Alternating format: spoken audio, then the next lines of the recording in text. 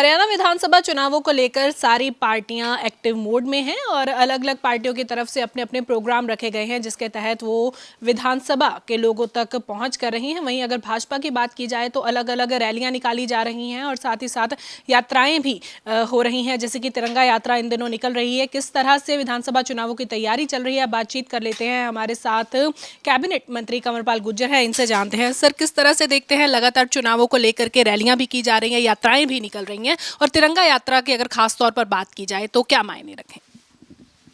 देखिए, चुनाव की दृष्टि से भी तैयारियां हैं और मैं समझता हूं कि देखिए, हम तो संगठन पे आधारित पार्टी हैं, तो हम अपने संगठन को चुस्त दुरुस्त करने का काम 365 दिन करते रहते हैं और हमारी तैयारी हमेशा ही रहती है। चुनाव किसी टाइम भी दो, हम अपने संगठन को मजबूत करने के काम में लगे रहते हैं। जहाँ तक आपने तिरंगा यात्रा की बात की, तिरंगा यात्रा का राजनीति से संबंध नहीं, बल्कि तिरंगा यात्रा तो हमने पिछले साल भी की थी, तब तो चुनाव नहीं था। उससे पिछले साल भी की थी, उससे पिछले साल भी की थी। तो ये तो एक देशभक्ति का एक माहौल बने देश में और लोगों को वो बात भी याद आए कि किस प्रकार लोगों ने बलिदान दिए, महापुरुषों ने बलिदान दिए देश के लिए, देश की संस्कृति के लिए, देश के कल्चर के लिए, देश की आज़ादी के लिए दिए। तो ऐसे लोगों को याद करना और देशभक्ति का माहौल बनाना, उसके लिए ही है। और साथ में लोग तो सर जुड़ते ही हैं और जब एक मंत्री या एक नुमाइंदा जो है पार्टी का जाता है, वो कहीं ना कहीं इन्फ्लुएंस करने का भी काम करता है। नहीं, देखिए, अब कोई भी आप अच्छा काम करोगे निश्चित तौर से उसका लाभ मिलेगा। पर मेरा कहना है कि ऐसा नहीं है कि हमने अब शुरू किया, हमने पिछले साल भी किया, पिछले साल तो चुनाव था, उससे पिछले साल भी किया, उससे पिछले साल भी किया। तो माननीय प्रधानमंत्री जी ने एक आह्वान किया कि इस प्रकार से 15 अगस्त जो है वो बहुत ज़ोर शोर से मनाया जाए और जो बड़ी संख्या है वो उसमें भाग ले। नहीं तो एक इस टाइम में किस प्रकार का माहौल बन गया था काफ़ी लंबे टाइम से कि एक रस्म अदायगी बड़ी जैसी स्थिति की थी, यानी कि सरकार की जिम्मेदारी है, सरकार मनाएगी, कुछ स्कूल के बच्चे आएंगे, कुछ वो प्रोग्राम प्रस्तुत करेंगे, बस वहाँ तक थी बात, तो वो करेंगे। तो आम जनता भी उसमें हिस्सा ले, आम जनता भी उसमें भाग ले, तो इसके लिए हमने प्रोग्राम माने प्रधानमंत्री दिया और उसको ही कर रहे।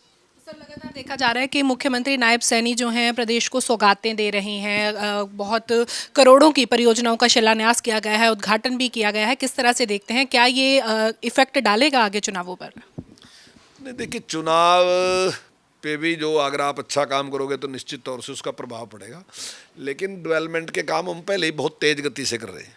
स्वाभाविक ये है कि बहुत से काम हैं जो प्रोसेस में, अब जल्दी जल्दी हमारा प्रयास है कि चुनाव से पहले पहले उनको पूरा कर दें। तो निश्चित तौर से अभी आपको दिखाई दे रहा है कि हम और बहुत ज़्यादा निर्णय ले रहे हैं। लगभग सारे निर्णय जो थे हमारे प्रोसेस में थे और जल्दी जल्दी वो निर्णय पूरे करना और उस पर काम लगाना ताकि लोगों को उसमें सुविधा हो, तो वो काम सारा सारा कर रहे हैं। विपक्ष जो है लगातार हमलावर है सत्ता पक्ष के ऊपर। उसका साफ तौर पर कहना है कि चुनावी लॉलीपॉप जो है अब भाजपा की तरफ से, जब मात्र कुछ ही समय रह गया विधानसभा चुनावों को दिया जा रहा है। देखिए, उन्होंने अपने कार्यकाल में कोई काम किए नहीं ना जी। अब उनको लगता है कि भाई हम इस टाइम कर रहे हैं। हम तो अगर आप 2014 से लें अब तक देखें तो हमारे जो काम है उनसे कई गुना, 10 गुना ज़्यादा काम है हमारे। अगर आप चाहे हॉस्पिटल बनाने की बात देख लो, आप चाहे कॉलेज बनाने की बात देख लो, चाहे ITI बनाने की बात देख लो, चाहे ब्लॉक बनाने की बात देख लो, तहसील बनाने की बात देख लो, जो और सारे काम, सड़कें बनाने की बात देख लो, और आपको अपने आप भी दिखाई दे रहा कि सड़कें, हर चीज़ आपको दिखाई दे रही है वो कई गुना ज़्यादा है। तो हम उसी गति से काम कर रहे, कोई अब नहीं कर रहे। और लॉलीपॉप नहीं हम दे रहे, लॉलीपॉप देने का काम तो कांग्रेस का है, क्योंकि कांग्रेस ने कहा कि भाई हम पेंशन आपको 1000 रुपये देंगे, दे नहीं सके। एक बार भी नहीं, एक आदमी को भी 1000 पेंशन नहीं दी, 700 से 1000 की थी, लेकिन हम 3000 दे रहे हैं। अब वो कहते हैं हम 24 घंटे बिजली देंगे। कोई मुझे ये तो बता दो, कहीं ट्रांसफार्मर ही बदल दिया हो, कहीं खंबा काट दिया हो, कहीं तार चेंज कर दी, कुछ नहीं। हमने कहा 24 घंटे देंगे, हमने 24 घंटे दे रहे। तो हम लॉलीपॉप नहीं देते, हम जो भी चीज़, अभी हमने किसान को बोनस दिया, तो हम इसमें ऐसा भी कर सकते थे कि धान कटने के बाद देंगे, तो धान कटने के बाद तो सरकार दोबारा बनेगी, तब तक तो या चुनाव तो ही लेगा, तो हम उस जिम्मेदारी से बच सकते थे। लेकिन नहीं, हमने नहीं कहा। हमने कहा अभी किसान का नुकसान हो चुका है इस टाइम, क्योंकि बारिश बहुत लेट हुई तो उससे किसान को ज़्यादा खर्च करना पड़ा। तो हमने 2000 रुपये प्रति एकड़ हमने किसान को देने का निर्णय लिया, और मैं आपको दिखाऊंगा कि 15 दिन में हम किसान के खाते में डाल देंगे। तो हम जो काम कर रहे हो तुरंत उसकी पैसे की व्यवस्था, हमने एक भी घोषणा ऐसी नहीं की, कोई एक घोषणा साबित कर दे विपक्ष हमारी कि जो हमने की हो जिसके पैसे की व्यवस्था नहीं की हो। हमने जितने काम किए सारे की पैसे की व्यवस्था करके और तब काम किया। सर, फिर जिस तरह से बारिश लेट हुई उसके लिए तो बोनस आया है, पर कहीं पर ज़्यादा बारिश हो गई है, कई किसानों की जो फसलें हैं उसको भी नुकसान हुआ, उसको लेकर भी कुछ किया जा रहा है? देखिए इतना बड़ा देश है, कहीं थोड़ी बहुत ज़्यादा भी होते हैं, कभी मेन समस्या जो है वो कम बारिश की है, ज़्यादा की नहीं समस्या। लेकिन कई बार जैसे पहाड़ में बारिश होगी, नदियों में ज़्यादा पानी आएगा, तो उसकी वजह से अम्बाड़ा शहर में पानी आएगा। जैसे मेरे एरिया में भी कई गांव ऐसे हैं, जैसे लोप्पो है, उर्जनी है, अडौली है, सलेमपुर है, इन कई गाँव में नदी का जो तटबांध था वो टूट गया, उसकी वजह से कई गाँव में पानी आएगा, तो उसकी वजह से वहाँ नुकसान हुआ। तो जो भी नुकसान होगा, अगर मान लीजिए नुकसान का क्या होता है, एक बार पानी निकल गया उसके बाद फसल खड़ी हो जाए, ठीक ठाक खड़ी हो, तो फिर तो कोई बुरा प्रभाव नहीं पड़ता। लेकिन अगर फसल खराब होगी तो निश्चित तौर से मुआवजा देंगे। मुआवजा दिया जाएगा। साथ ही साथ सर एक और अच्छा काम जो है आपके डिपार्टमेंट के लिए किया गया कि एमएसपी अनाउंस कर दी गई है। पहले 14 फसलों पर थी, अब 24 फसलों पर हो गई है। हरियाणा पहला राज्य बना है, पर इसका कितना बेनिफिट जो है वो किसानों को मिल पाएगा? क्योंकि कांग्रेस का साफ तौर पर कहना है कि जब तक चुनाव होंगे तब तक कोई फसल जो है वो कट के मार्केट में नहीं आएगी। नहीं, देखिए निर्णय लेना, हम 14 फसलें पहले खरीद रहे हैं। मुख्य रूप से जो 90% फसलें हैं वो तो पहले ही हम खरीद रहे हैं, 10 हमने और बढ़ा दी उसमें। तो मेन फसलें जो हैं, जैसे गेहूं धान तो पहले ही खरीदी सरकार। तो जैसे बाजरा खरीदने की बात थी, जो बहुत बड़ी मात्रा में उत्पादन होता है बाजरे का, सरसों है, नरमा है, तो ये जो और 3 फसलें बड़ी हैं वो पहले से खरीद रहे। अब कुछ फसलें हमने और 10 फसलें हमने और की घोषणा की कि उनको भी हम खरीदेंगे, तो हम तो पहले से ही खरीदते रहे। तो ये सारे काम हम करते रहे, उसमें हमने और आगे बढ़ा दिया, क्योंकि कुछ लोगों की मांग थी सारी पे। और हमारे पूर्व मुख्यमंत्री जी ने पहले ये बात कही थी कि स्टेट गवर्नमेंट को इसमें पहल करनी चाहिए। तो हम पहला देश का एक ऐसा प्रदेश है जिन्होंने उसमें पहल की और हमने सब फसलों पर MSP देने का काम किया। राज्यसभा के लिए नामांकन आज से शुरू हो गए हैं। अगर बात की जाए तो कांग्रेस ने पहले ही मना कर दिया कि हम राज्यसभा के लिए कोई और जो है नुमाइंदा नहीं खड़ा करेंगे, पर अगर बात की जाए तो बराबर मुकाबला चल रहा है, यानी कि सीटें दोनों के पास बराबर है। किस तरह से देखते हैं इसे? देखिए, अब कौन कैंडिडेट होगा इसके बारे में तो मैं कुछ नहीं कह सकता। अभी तो ये हाईकमान ने फैसला करना, और कांग्रेस के भी हाईकमान ने ही फैसला करना कि वो किसको कैंडिडेट बनाते हैं। अगर वो चुनाव नहीं लड़ते तो उनकी पार्टी का अपना वो है, नज़रिया है।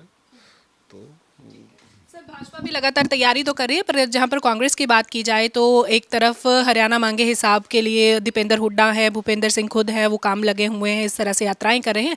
दूसरी तरफ कुमारी सैलजा हैं और रणदीप सुरजेवाला हैं, वो भी अपने अपने तौर पर लगे हुए हैं। किस तरह से देखते हैं? उन्होंने अपनी जनसभाओं का जो नाम है ना वही गलत चुन लिया, हरियाणा मांगे साहब।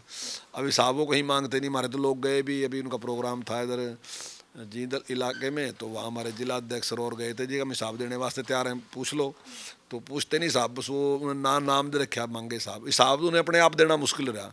अगर वो कहीं भी इलाके में जाते हैं तो वो बता ही नहीं सकते कि 10 साल उनकी सरकार रही, वो कोई 10 काम बताएं।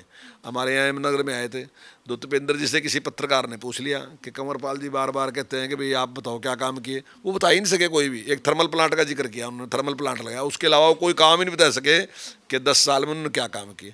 लेकिन अगर हमारे से आप पूछोगे तो हम लगातार इतने बताएंगे कि आप कहोगे जी इतने तो दिखा नहीं सकते, हम इतने थोड़े कर दो आप, क्योंकि टाइम ज़्यादा लग गया। तो हमारे पास इतने काम हैं। हम तो ये कह रहे हैं कि हम 10 काम बताएं तब एक बताओ, आप आ जाओ मंच पे, हम 10 बताएंगे आप एक बताइए, फिर हम 10 बताएंगे फिर आप एक बताइए। तो उनके पास काम किए नहीं उन्होंने कुछ भी लोगों के साथ। और जिस प्रकार का भेदभाव किया, जिस प्रकार से मतलब काबिलियत की अनदेखी की, तो मैं समझता हूँ कि लोग अभी तक उस बात को भूले नहीं हैं। सर हरियाणा में लगातार आम आदमी पार्टी भी अपनी रैलियां जो है वो कर रही है, जनसभाएं कर रही है। इसके अलावा इनेलो और बसपा भी मिलकर कर रहे हैं। आपको लगता है कि ये चुनौती जो है आने वाले चुनावों में हो सकते हैं? देखिए, समय के अनुसार है, समय पे देखेंगे क्या है क्या नहीं। लेकिन अभी आज की तारीख में लोकदल या आम आदमी पार्टी का कोई आधार नज़र नहीं आ रहा अभी, लेकिन टाइम की बात देखते हैं।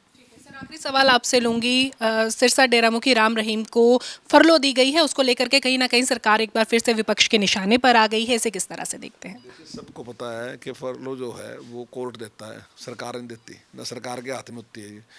तो जो कोर्ट ने निर्णय लिया हो तो कोर्ट ने कुछ देखे होंगे, जो आधार होगा उसके उस पे आधार पर उसने दी उसको पैरल। ने साफ तौर पर कह दिया था कि ये हमारे अधीन नहीं आता है, इसके लिए जो पैरेलल अथॉरिटी है वो दे सकती है, और पैरेलल अथॉरिटी या वहाँ का प्रशासन आता है जेल का, या फिर हरियाणा सरकार आती है। जो प्रशासन है वो तो केवल उसके कैदी के व्यवहार के बारे में लिख के देता है कि उसका व्यवहार जेल में कैसा है। तो पुलिस वो लिख के देती है कि इसका व्यवहार ऐसा ऐसा है, किसके से कोई खतरा नहीं है, भागने का खतरा नहीं है, इसका व्यवहार यहाँ ठीक, उतना जो जिम्मेदारी देते वो देते हैं। लेकिन उसको स्वीकार करना और उसको पैरोल देना वो जो न्यायालय उसका अधिकार है। तो ये थे हमारे साथ कैबिनेट मंत्री कंवरपाल गुर्जर, जिन्होंने अलग अलग मसलों पर हमसे बात की है। वीडियो जर्नलिस्ट शिवम के साथ लिविंग इंडिया के लिए चंडीगढ़ से हरसिमरत।